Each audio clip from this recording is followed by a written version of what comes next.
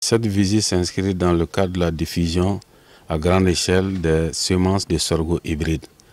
Nous avons entrepris avec nos partenaires depuis 2011 les institutions de recherche au niveau national et au niveau international. Au niveau national, c'est l'Institut d'économie rurale, l'IER, et l'ICRISAT. Ces partenaires nous appuient dans le cadre de la formation des paysans. Et nous, en tant qu'ONG chargée de l'appui conseil au niveau du monde rural, nous avons entrepris donc de diffuser ces semences-là qui ont un potentiel extrêmement élevé. Nous nous sommes rendus compte que dans nos zones d'intervention, les semences variétés locales ou des semences améliorées à pollinisation libre ne donnent que 800 kg, voire 1 tonne à l'hectare, 1 tonne 500. Pendant que ces hybrides-là vous font 3 tonnes 5 à 4 tonnes à l'hectare. Nous avons dit que l'idée est belle pour que ces semences-là puissent être diffusées à une grande échelle au niveau national. Et c'est pourquoi nous avons entrepris d'installer ces parcelles au niveau des coopératives sémencières, comme c'est le cas ici à Bougouni. L'objectif même du programme Sorgho de l'Institut d'économie rurale est d'augmenter la production et la productivité du sorgho au Mali. Donc en faisant, on s'est focalisé sur les hybrides. Pourquoi les hybrides? Parce que les études ont montré que les hybrides sont plus productifs que nos variétés locales. Et c'est pour cette raison qu'on s'est basé sur la production des hybrides pour booster un peu la production et la productivité du sorgho au Mali. Nous sommes dans une parcelle d'adoption de l'hybride Siwa, dont le rendement peut aller jusqu'à 4 tonnes à l'hectare. L'autre avantage, c'est que la variété, les feuilles restent même après la maturité physiologique. Donc les feuilles et les tiges peuvent être utilisées dans l'alimentation du bétail.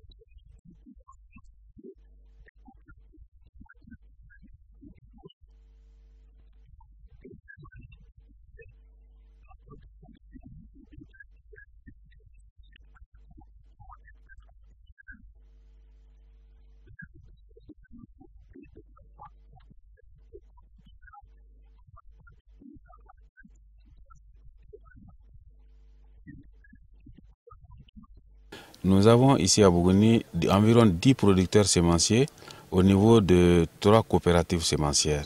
Bien entendu, si l'objectif est de couvrir vraiment toutes ces zones de culture du sorgho au niveau national, nous pensons que dans les 2 autres zones, comme un peu plus loin dans d'autres zones de Sikasso, aussi bien que dans la zone de Kita, nous sommes déjà à Kati, et dans le périurbain à Baguinda, nous pensons effectivement aller plus loin pour former d'autres paysans sémenciers qui pourront produire la semence à l'échelle nationale.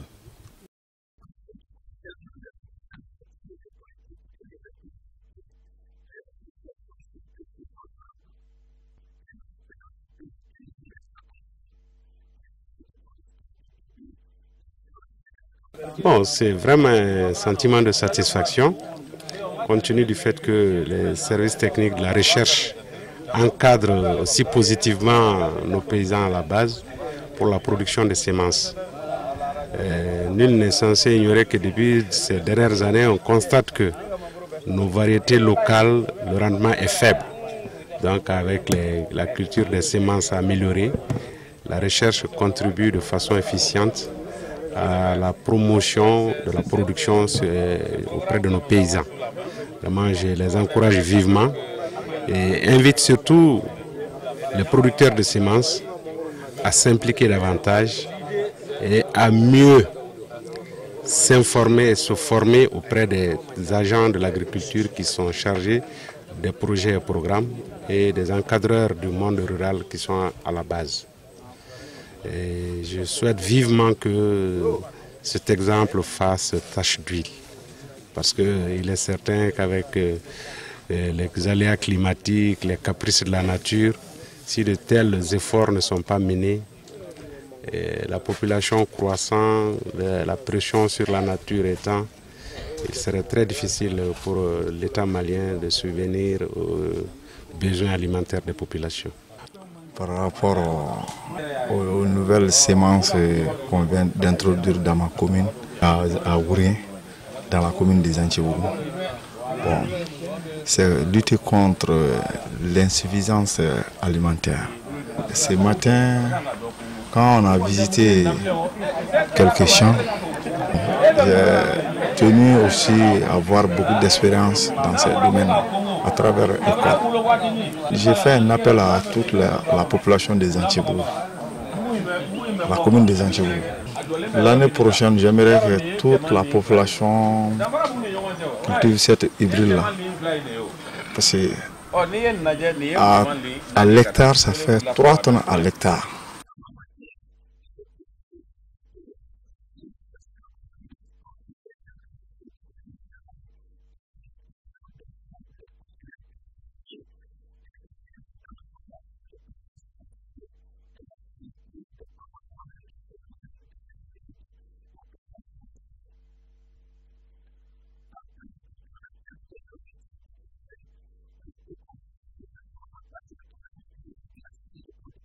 Production des semences de sorgho hybride, il faut nécessairement avoir 2 parents. Un parent dit parent mâle et l'autre dit parent femelle. Maintenant, pour l'installation de la parcelle, il faut que la parcelle soit isolée. C'est-à-dire qu'il ne faut pas qu'on trouve d'autres parcelles de sorgho à côté de la parcelle, à 200 mètres au moins. Maintenant, si on veut installer la parcelle d'essai, l'arrangement de semis que nous avons adopté, c'est 4 lignes pour les parents femelles et 2 lignes pour les parents mâles. Ensuite, on entoure la parcelle avec le parent mâle. Ça, c'est pour favoriser un peu la fécondation.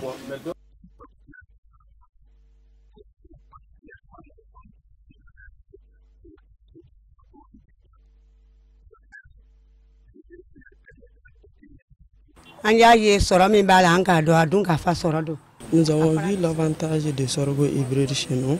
Les gens ont commencé à cultiver il y a 2 ans de cela. Bon, l'avantage même des sorgho hybrides, nous avons vu que le rendement est plus haut. Chez nous ici, l'ancienne variété que nous faisons ne dépasse même pas 3 à 5 sacs. Mais les gens qui ont fait le sorgho hybride, nous avons montré la preuve.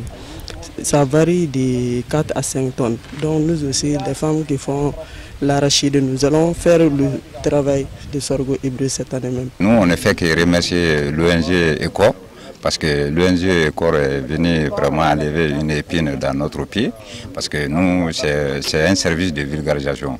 Si on a d'autres partenaires qui viennent vraiment nous appuyer pour vulgariser ces nouvelles variétés, ces technologies. Vraiment, nous, on ne fait que remercier l'ONG ECO.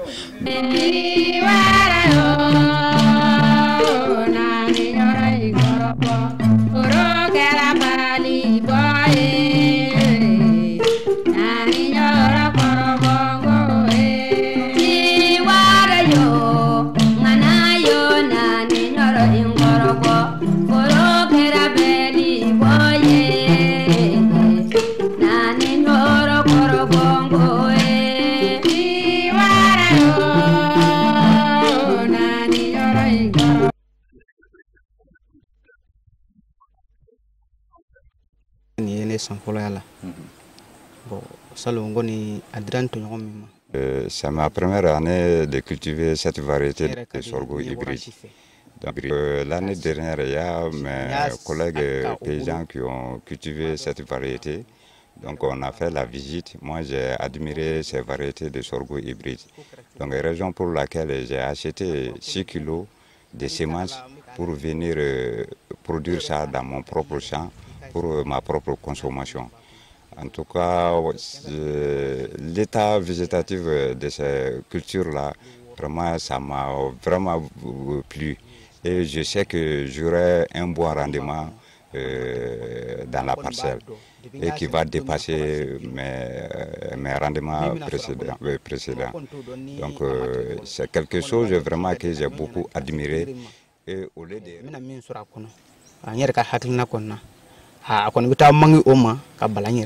Les semences hybrides là vont beaucoup produire, vont beaucoup lutter contre vraiment l'insécurité alimentaire.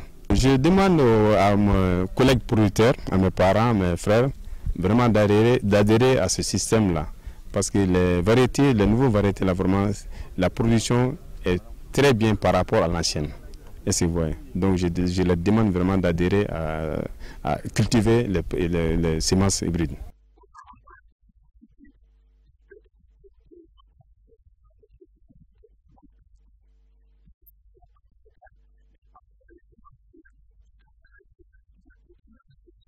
La relation qui existe entre nous, au PUB, en tant que structure d'encadrement, c'est une relation de partenariat.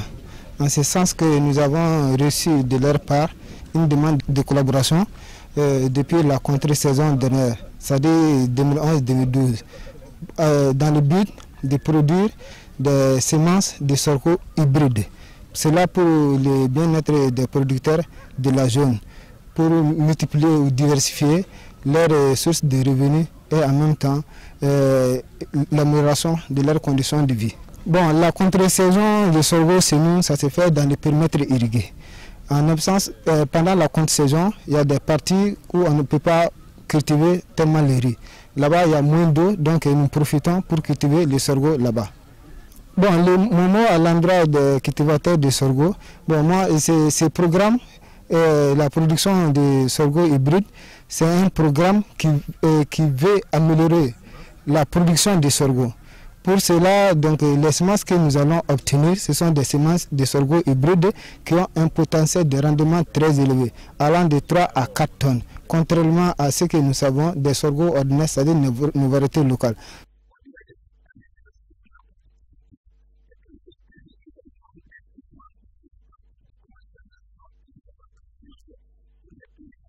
Finalement, les paysans ont bien compris ce que c'est que l'hybride.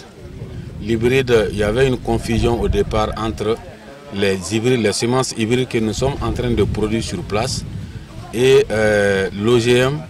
Et aujourd'hui, vous avez écouté les paysans eux-mêmes qui vous ont dit ce que c'est qu'un hybride, qui est un croisement qui se fait en milieu au champ et que les croisements sont effectués par les paysans eux-mêmes.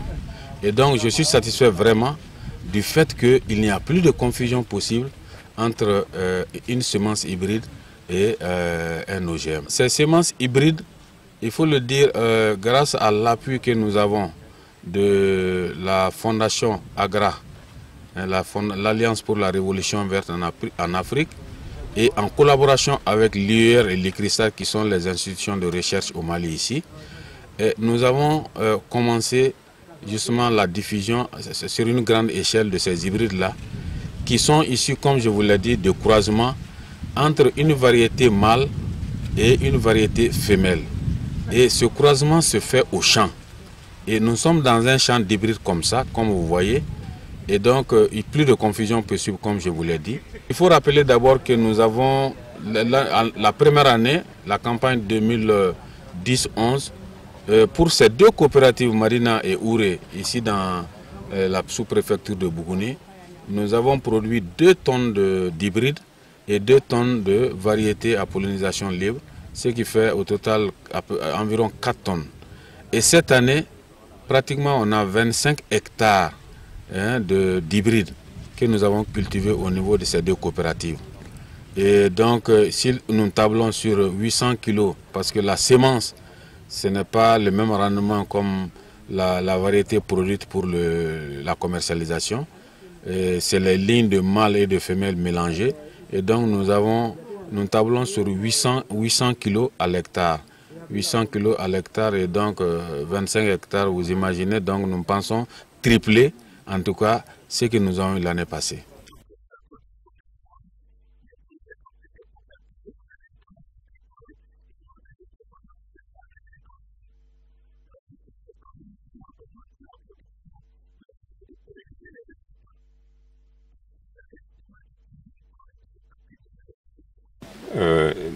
La commercialisation au niveau de l'ONG ECOR s'axe sur deux points. Une première activité qu'on a appelée au rentage, qui consiste en réalité aux paysans d'éviter le bradage de ces produits. On sait qu'un des objectifs du rentage est qu'au moment des récoltes, l'ensemble des consommateurs, des acheteurs et d'autres bénéficiaires ont tous besoin en réalité des stocks de céréales.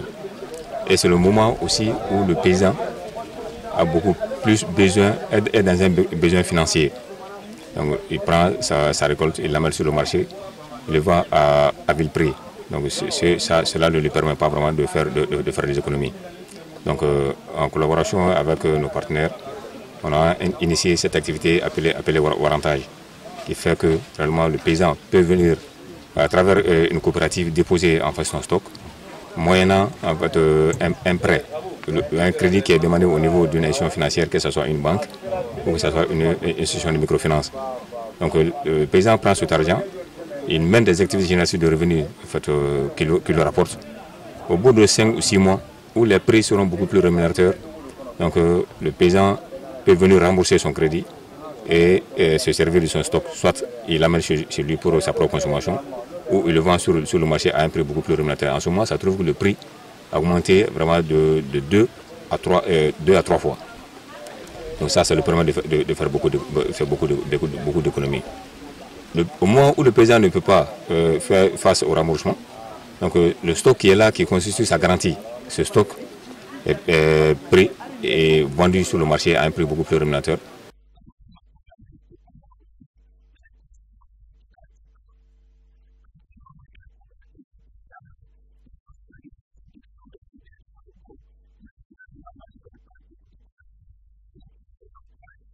Activité Chamanté, Ambolo, Yororola, dans le cadre de notre collaboration avec nous avons d'abord commencé en 2009 par l'activité de microdosage et de warantage.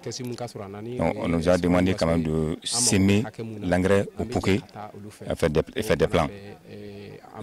Après la récolte, c'est le moment propice en fait, pour l'ensemble des consommateurs, des acheteurs qui viennent acheter des graines.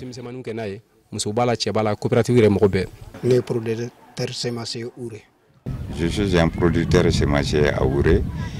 Nous, on travaille avec École l'ONG ECOR. Ils nous ont construit une boutique d'intrants là où on vend les semences produites par la coopérative. Nous, on fait la production des semences sorgho hybrides. On vend les semences dans la boutique et puis l'engrais, les herbicides et d'autres produits.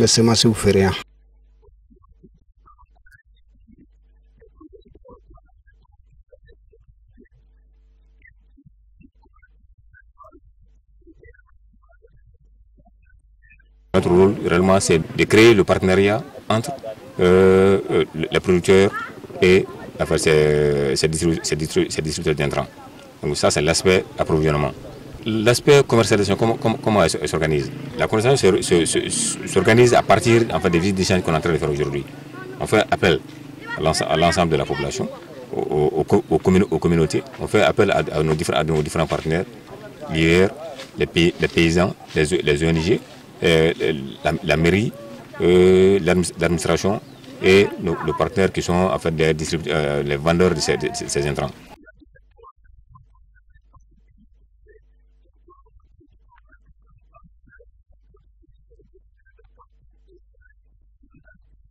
Les producteurs de semences qui sont là ne produisent pas seulement que pour Bougouni. Parce que je vous ai dit hier, Ecor travaille dans 4 régions pour le moment. C'est Koulikoro, c'est Ségou, Mopti et Sikasso.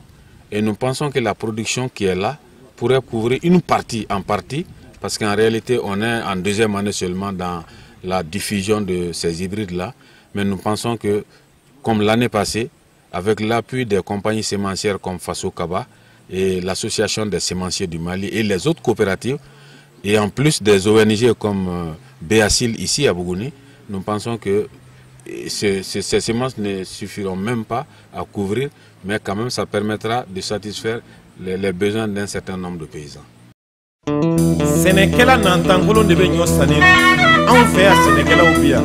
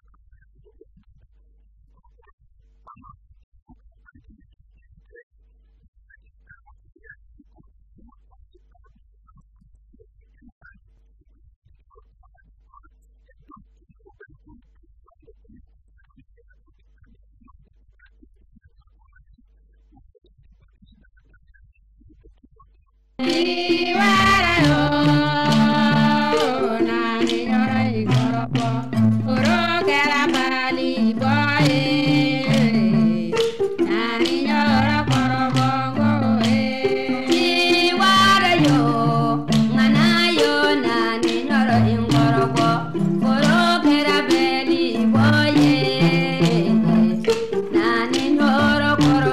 Oh